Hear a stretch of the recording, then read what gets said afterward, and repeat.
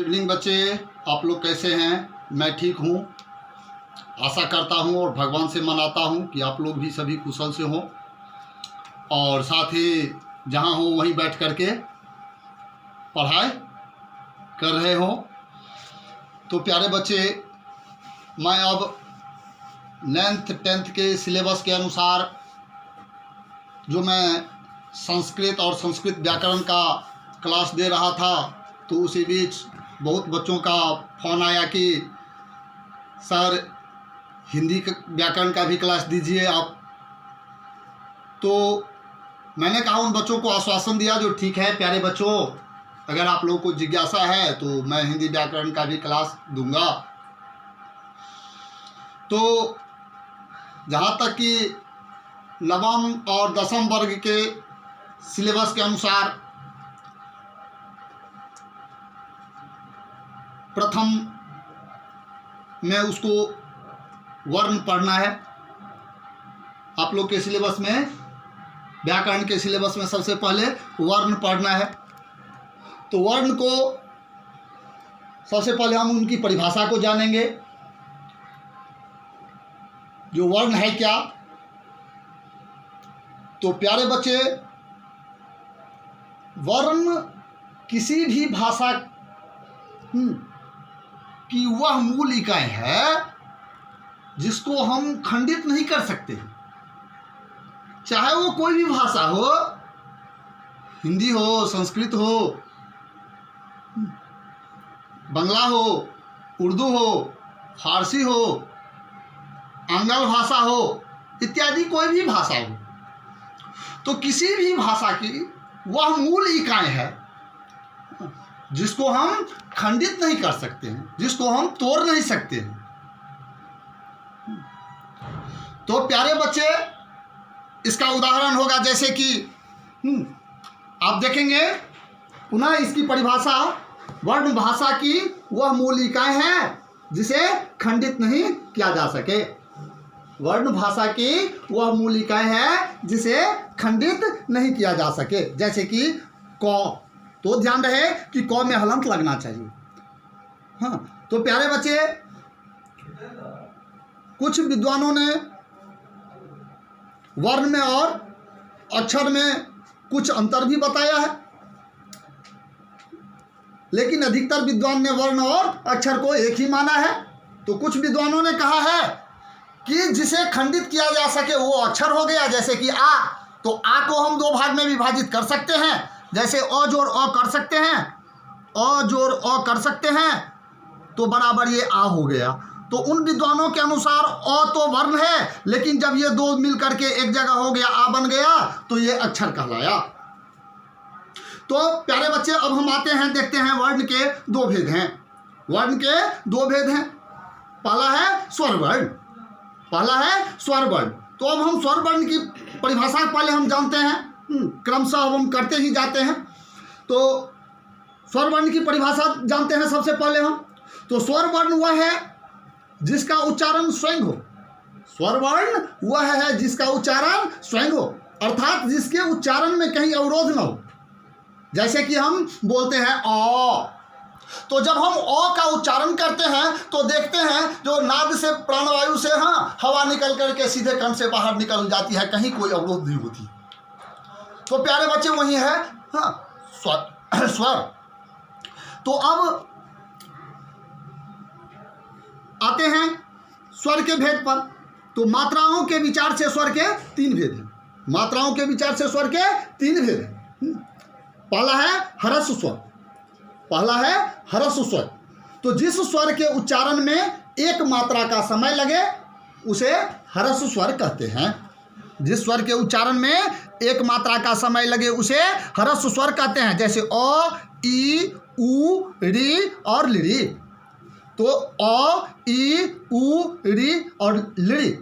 तो प्यारे बच्चे, संस्कृत में इसे ही मूल स्वर भी कहा गया है। इसकी संख्या 5 है। इसकी संख्या 5 है। अ, ई, उ, री और लिरी। तो प्यारे बच्चे, अब हम आते हैं दीर्घ स्वर पर। दीर्घ स्वर तो जिस स्वर के उच्चारण में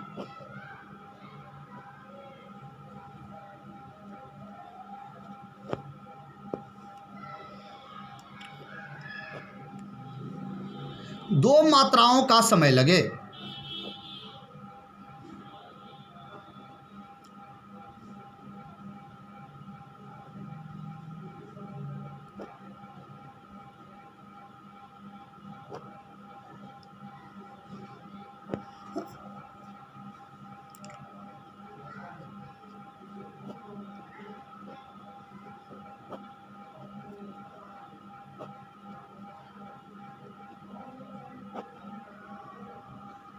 तो प्यारे बच्चे, दीर्घ स्वर, जिस स्वर के उच्चारण में दो मात्राओं का समय लगे उसे हम दीर्घ स्वर कहते हैं। एकदम आसान है।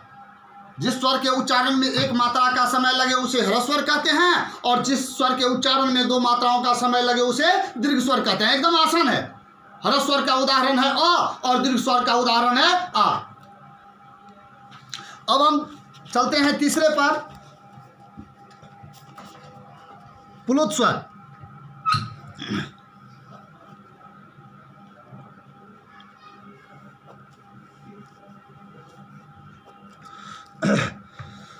जिस स्वर के उच्चारण में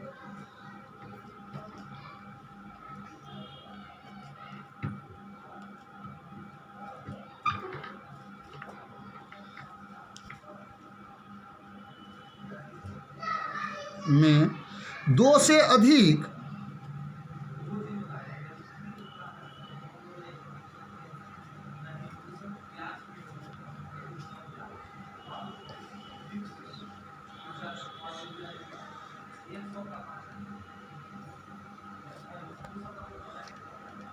मात्राओं, दो से अधिक मात्राओं का समय लगे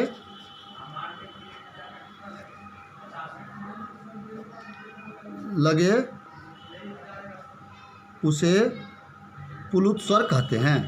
उसे प्लुत स्वर कहते हैं।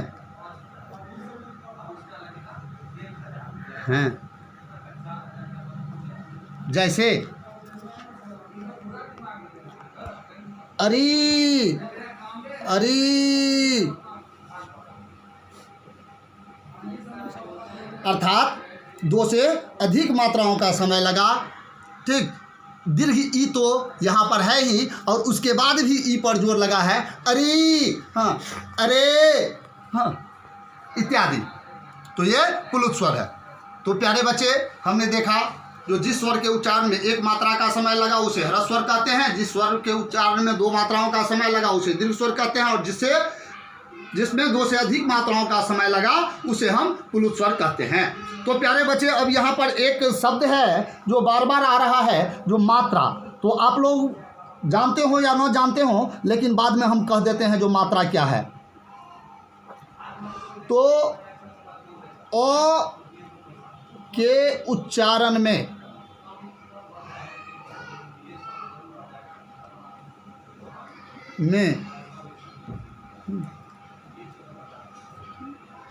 लगे समय को एक मात्रा कहते हैं। मात्रा कहते हैं।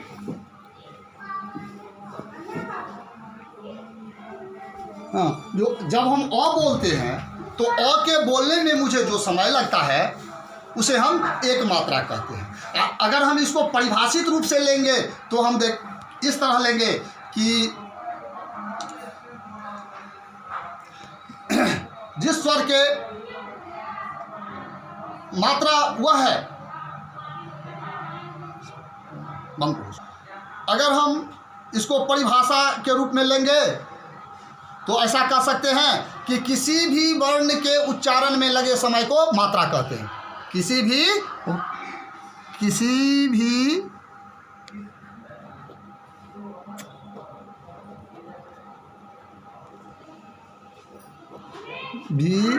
वर्ण के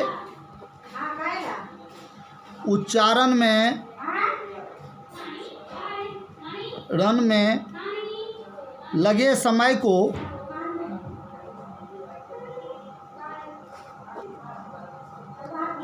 मात्रा कहते हैं।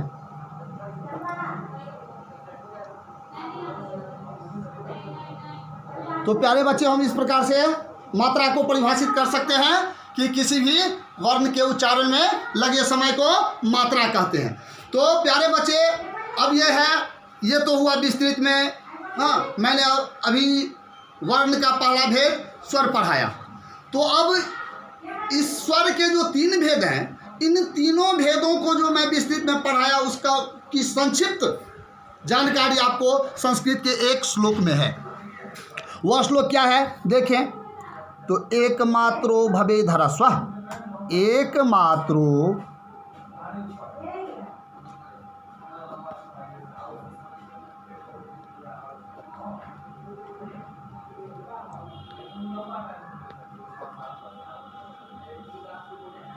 द्विमात्रो दीर्घ उच्यते।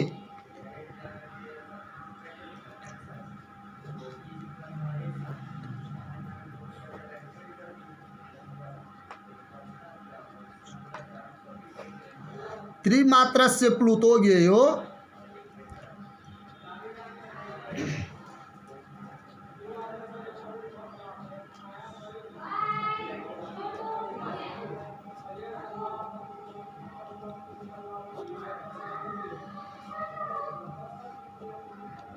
व्यंजनम चार्धमात्रकम, व्यंजनम चार्धमात्रकम।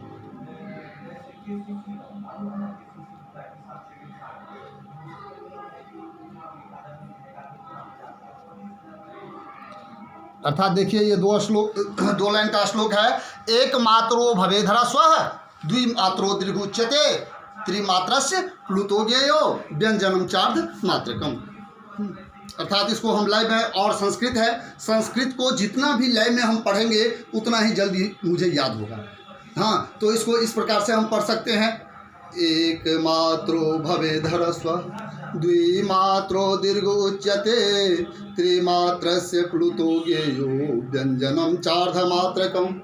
एक मात्रो भवेद ह्रस्वः, द्विमात्रो दीर्घ उच्यते, त्रिमात्रस्य प्लुतो ज्ञेयो, व्यंजनम चार्धमात्रकम। तो प्यारे बच्चे, इस प्रकार से अगर हम इसका पाठ निरंतर करेंगे तो एकदम याद हो जाएगा। और इसमें एकदम स्पष्ट है, एक मात्रो भवेद ह्रस्वः, अर्थात जो ह्रस्वर है उसमें एक मात्रा है, और द्विमात्रो दीर्घ उच्यते, जिसमें 2 मात्राएं हो उसे दीर्घ स्वर कहते हैं। और त्रिमात्रा से प्लुतो ज्ञेयो, जिसमें 3 मात्राएं हो उसे प्लुत स्वर कहते हैं। और प्लुत स्वर में व्यंजन का भी आधा मात्रा आता है। ठीक, यही है इसका कहना। तो प्यारे बच्चे, अब हम पढ़ाएंगे नेक्स्ट क्लास में व्यंजन, तो अर्थात वर्ण का दूसरा भेद व्यंजन। तो प्यारे बच्चे, अभी तक अगर आप इस चैनल को सब्सक्राइब नहीं किए हैं तो सब्सक्राइब कर लीजिए, और एक बार लाइक ज़रूर कर दीजिएगा, क्योंकि यही मेरे मेहनत का फल होगा। बेल आईडी बटन दबा देंगे, घंटी वाले बटन जो है बगल में, ज़रूर। धन्यवाद।